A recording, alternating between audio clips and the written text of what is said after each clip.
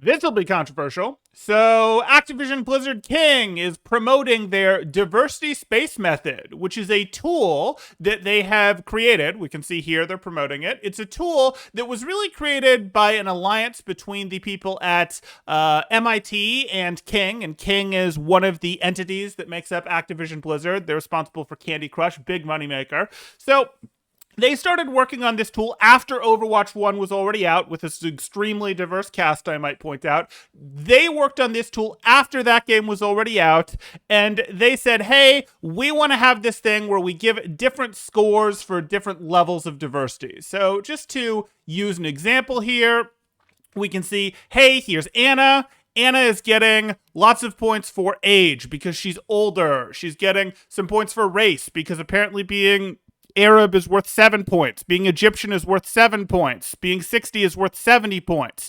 Being one-eyed is worth 4 points. And being a woman is worth 5 points. By the way, being a male is worth 0 points on this scale. That's a pretty big swing.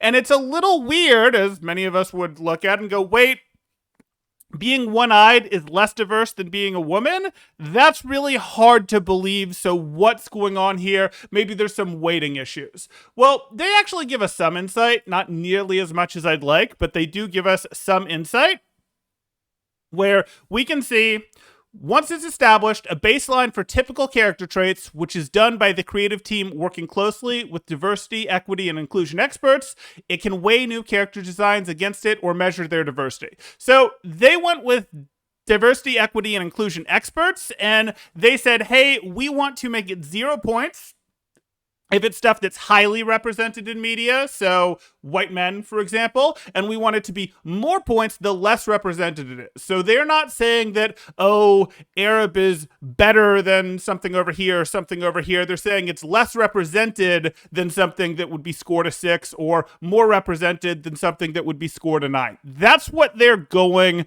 with. Okay. I'm going to have some questions around your DE&I experts. Did they actually do studies where they took all the media from, for example, the 2010s and put it in there and have someone note every character and how significant their character was and then their traits? Was it a man? Was it a woman? Did they have one eye? Did they have one leg?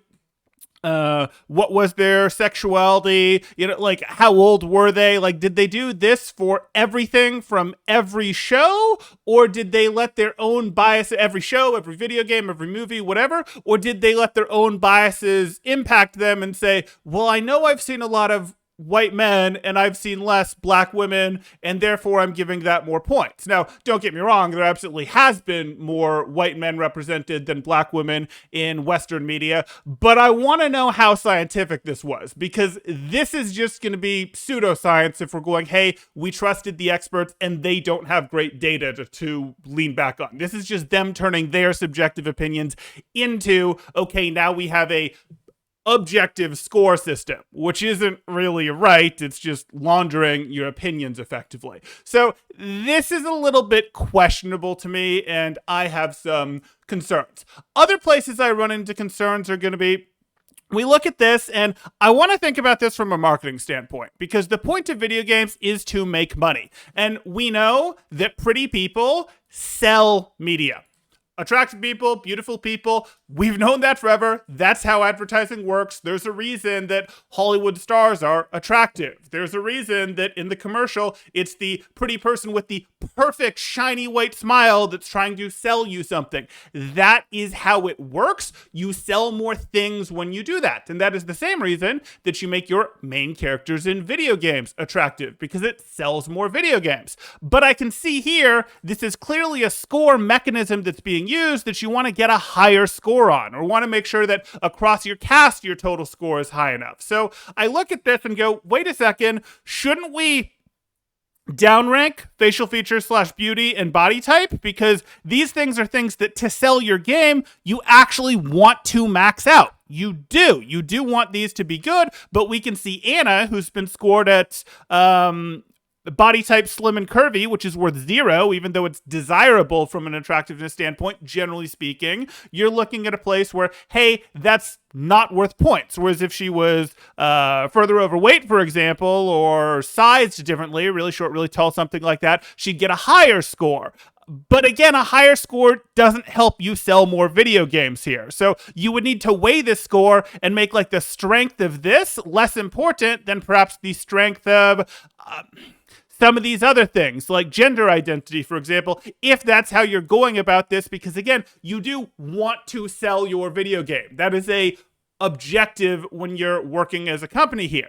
And you can go, oh, wait, no, that's the wrong argument, because what we also know from a data standpoint around marketing is that if you include people that aren't usually included, people like to see themselves in what they're in the media that they consume. They do like to, and they're more likely to consume the media if they can see a character that represents them. So, hey, some of this stuff is good because we can get people who haven't seen themselves before to buy in. And there's some truth to that. Again, the beauty thing tends to be stronger, but there is some truth to that. But you have to also factor in, what is your audience? And I'm serious about that. You need to look at this and go, hey, who do you want to buy your video games? Do you want your video games to be purchased in North America, Europe, and Asia, parts of Asia, where there's the money to buy full price $60 video games? Or do you want it bought in parts in South America, in parts in Africa, where, hey, that's not available? And great, you've done a great job by representing these people in media, so they're more likely to buy it, but they can't buy it at this price, so they don't, or you have to sell less units. Like, there's really something to be said here for, hey, if you represent more diverse people, that makes sense. But if those more diverse people are smaller groups or groups that don't have purchasing power, you again, as a business, are shooting yourself in the foot. Because with representing those, if you remove from the cast because you're trying to max out your score, for example, white men who have a history of having purchasing power and a large audience that is proven to be willing to buy video games, watch movies, whatever, you're just shooting yourself in the foot. So I see this. I have some concerns, but what about you guys? Do you look at this and go, oh my goodness, this is terrible. How dare they be so woke? This is crazy. The Overwatch was already incredibly diverse and great for it. Why would they then go build this tool? This is just virtue signaling because they're in legal trouble. And you know what? If anything, their executives need this tool used on them. Or do you look at this and say, hey, this is great. This is fantastic. This is really a great way to control the biases. And I'm sure these experts were great and there was no problems whatsoever with them and they had no biases. Where do you come down on this? Are you thinking, hey, great? Are you thinking, hey, terrible? Let me know your thoughts and why in the comments down below. I know this will be a controversial one, but I hope you guys, are enjoying this sort of thing. And if you are, please drop a like, consider subscribing, and I look forward to seeing you in the next one. Thanks. Temporal out.